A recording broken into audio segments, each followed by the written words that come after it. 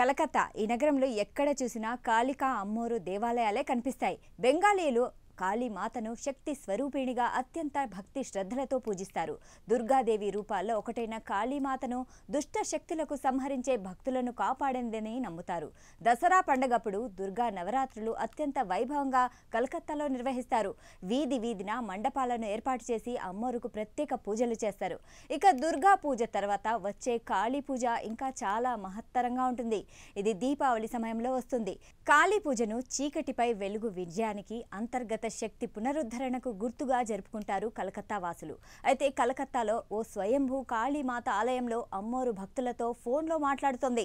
ఆ ఫోన్ పూజారి ఎప్పటికప్పుడు ఛార్జింగ్ పెట్టడంతో పాటు రీఛార్జ్ కూడా చేస్తారు. అంతేకాదు ఆమె చేతికి స్మార్ట్ వాచ్ కూడా ఉంటుంది. ఇదేంటి నిజమా అని ఆశ్చర్యపోతున్నారా?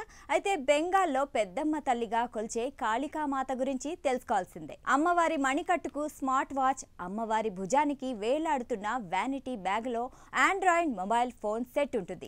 ఆ దేవాలయంలోని కాళికామాత ప్రతి ఏడాది తన మొబైల్ సెట్ను మారుస్తుంది. గతంలో ఆమె రియల్మీ ఫోన్ ఉపయోగిస్తూ ఇప్పుడు శాంసంగ్ OnePlus స్మార్ట్ ఫోన్ని ఉపయోగిస్తుంది. మొబైల్ సెట్లో 5G మైక్రో సిమ్ ఉంది. ఇది ప్రీపెయిడ్, ప్రతి నెల రీఛార్జ్ చేయబడుతుంది. మొబైల్ ప్రతిరోజు క్రమం తప్పకుండా ఛార్జ్ చేయబడుతుంది. దీంతో పాటు అమ్మవారి మణికట్టుకు కట్టిన స్మార్ట్ వాచ్ కూడా ఛార్జ్ పెడతారు. ఇదంతా ఏంటి?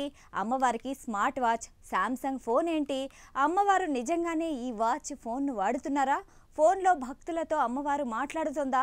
ఇలా అనేక అనుమానాలు వస్తున్నాయా? అయితే బెంగాల్లోని బుర్ద్వాన్లోని బిర్హతాలో ఉన్న కాళీమాత విగ్రహాన్ని చూస్తే అర్థమవుతుంది.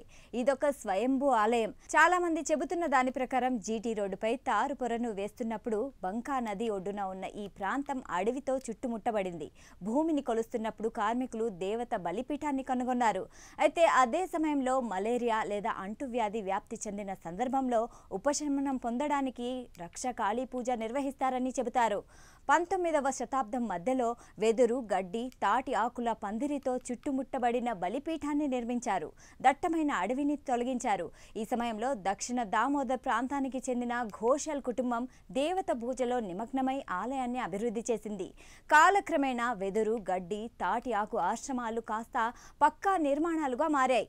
అమ్మవారి ఆలయంలో నిత్యం పూజలు జరిగేవి.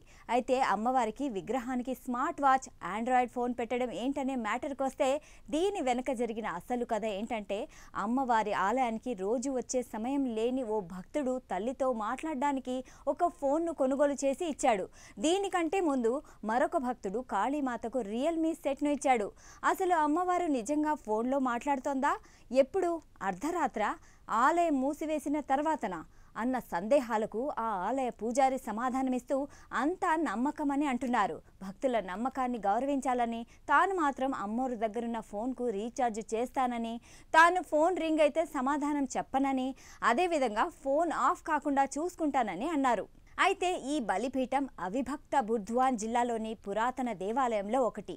ఈ ఆలయం ఎప్పుడు స్థాపించబడిందో తెలియకపోయినా పురాతన కాలం నుంచి ఇక్కడ కొలువైన కాళీమాతను భక్తులు పూజిస్తున్నారు. దేవతను దక్కత్కలి అని కూడా పిలిచేవారని పురాణాలు చెబుతున్నాయి. ఇక కోరిన కోరికలు తీర్చే పెద్దమ్మ తల్లిగా ఈ అమ్మోరు చాలా ప్రసిద్ధి చెందింది.